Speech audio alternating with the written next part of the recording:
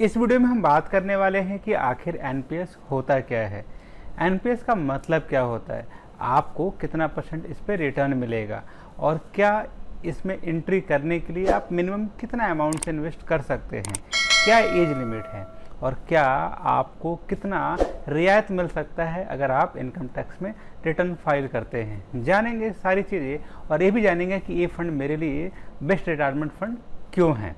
चलिए शुरू करते हैं। देखिए, एनपीएस का मतलब होता है नेशनल पेंशन सिस्टम।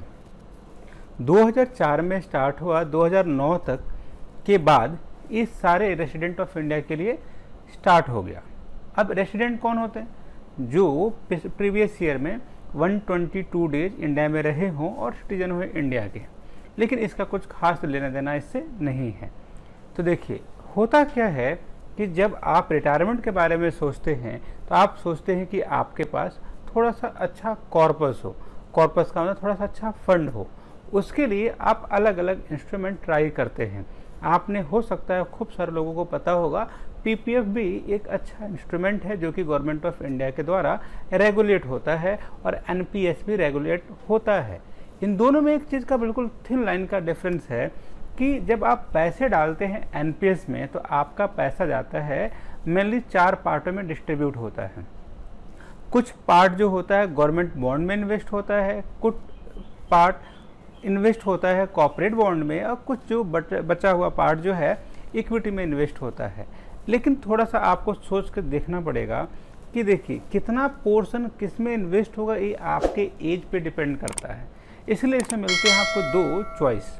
मतलब एक तो अगर आपको पता नहीं है कि आप कितना अपना पूरे पैसे का एलोकेशन करें, किस में गवर्नमेंट में कितना डालें, कॉर्पोरेट में कितना डालें, इक्विटी में कितना डालें, तो आपको वहाँ पे ऑटो चॉइस ऑप्शन पे क्लिक करना पड़ेगा।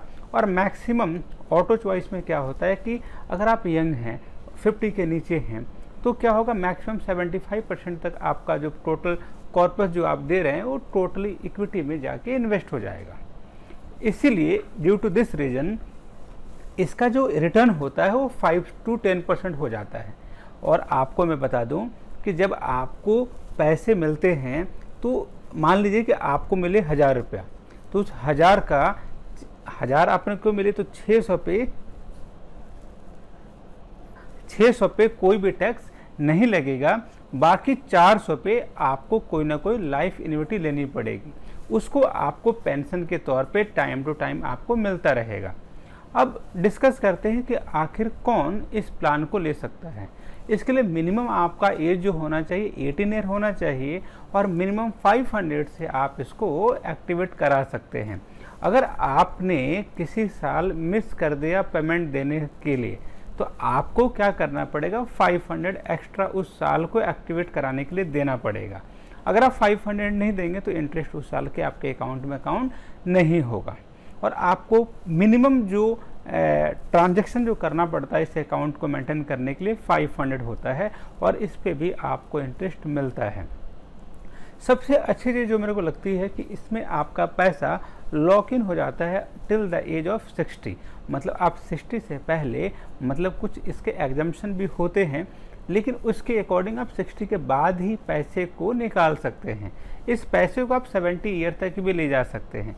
एग्जम्पशन क्या होता है कि एक एग्जम्पशन क्या है कि अगर आपने जितने पैसे डाल रखे हैं एनपीएस में अगर 2 लाख से कम है तो आप इमरजेंसी जैसे किसी का वेडिंग हो गया, आप कोई बिजनेस करना चाहते हैं या आप किसी के मैरिज में कुछ पैसे देना चाहते हैं, तो उसके बिहाफ पे आप कुछ पैसा विथड्रॉ कर सकते हैं, टोटली विथड्रॉ कर सकते हैं। अगर आपका अमाउंट 2 लाख से ज़्यादा होता है तो क्या होगा कि आपका जो भी पैसा है उसका 50% एमरजेंसी फंड के तौर पे आप उसमें निकाल सकते हैं। तो ये तो रहा बिल्कुल ब्रीफ में। इसका सेकंड पार्ट पे हम डिस्कस करेंगे और ये भी जानेंगे कि आखिर हम इस फंड में इन्वेस्ट करें तो हमें कितना कॉर्पस देने पे कितना मिलेगा, जो कि हम इनके साइट पे चल के विजिट करके और खुद हम कैलकुलेटर से कैलकुलेट करेंगे कि कितना प्रीमियम पे कितना पेंशन मिलेगा और कितना का हमें लाइफ इंश्योरेंस मिल सकता है। अब एक लास्ट सवाल कि हम इसमें अकाउंट ओपनिंग कैसे करवा दूँ, या मैं कैसे करवा दूँ या आप कैसे कर दे। देखिए, मैं कैसे करवा सकता हूँ, मैं आपको लिंक दे दूँगा। आप वहाँ पे आपको लगेंगे आपका बैंक और आपको के पास वो नंबर होना चाहिए जिससे आपका आधार कार्ड आपके फ़ोन से लिंक्ड है, क्योंकि उस पर आएगा आपका OTP और आपका एक पैन नंबर जनरेट हो जाएगा। जैसे अकाउंट नंबर होता है वैसे रिटायरमेंट परमानेंट रिटायरमेंट नंबर होता है। तो ये PPF जैसा ही होता है जो कोरियर के द्वारा आपके घर पे आएगा। अब कुछ बात करते हैं टैक्स से रिलेटेड। देखिए, मान लीजिए कि आप 10 लाख गवर्नमेंट ऑफ इंडिया को अपना सैलरी दिखाते हैं पर एनम का, तो अगर आप 50,000 अगर आप NPS में लगाएंगे तो आपके पास पैसे बचेंगे 9,50,000। इस 50,000 पे आपको कोई टैक्स नहीं देना पड़ेगा। एक सेक्शन होता है 80CD सब सेक्शन 1, इसके अकॉर्डिंग आपको इस पर कोई टैक्स नहीं देना पड़ेगा। तो सबसे बड़ा बेनिफिट मेरे को ये लगता है। लेकिन लास्ट में जब आपका टेन्योर ख़त्म हो जाएगा तो उसमें 60% पे आपको टैक्स नहीं देना पड़ता है, लेकिन जो पैसा आपको पेंशन के तौर पर मिलेगा उसको आपको टैक्स देना पड़ेगा। तो इसीलिए क्योंकि ये इक्विटी में है, टैक्स डिडक्शन बिल्कुल एग्जाम्प्ट कैटेगरी में है। आपको पता है ATC में जो 150 लाख का जो डिडक्शन मिलता है वो तो मिलता ही मिलता है। इसमें 80CDD सब सेक्शन 1 में 50 का और मिल जाता है, यानी कि अब 2 लाख पे कोई आपको टैक्स नहीं देना पड़ेगा। और इसके अकॉर्डिंग अगर आप हेल्थ सेक्टर में भी अगर आपके पास हेल्थ इंश्योरेंस है जो कि 25K से लेके 50K तक मिल सकता है। अगर आप सीनियर सिटीजन हैं तो आपको 50K मिल सकता है, और अगर आप अपने पेरेंट्स का भी हेल्थ चेकअप कराते हैं तो 50K और मिल सकता है। तो ऐसे करके आप 3 लाख रुपया फिर आपको कुछ भी टैक्स नहीं देना पड़ेगा। हाँ, मेरा नाम संजीत है और मैं ऐसे ही आप लोगों के लिए एजुकेशनल वीडियो बनाते रहता हूँ। अगर आपको ये वीडियो पसंद आए हो तो लाइक सब्सक्राइब करना ना भूलें। आपको लग रहा है कि मैं आपकी लाइफ में कुछ वैल्यू ऐड कर रहा हूँ तो इस वीडियो को प्रमोट कीजिए, शेयर कीजिए। आज के लिए इतना ही, मिलते हैं नेक्स्ट वीडियो में। Thank you so much, stay blessed, bye bye.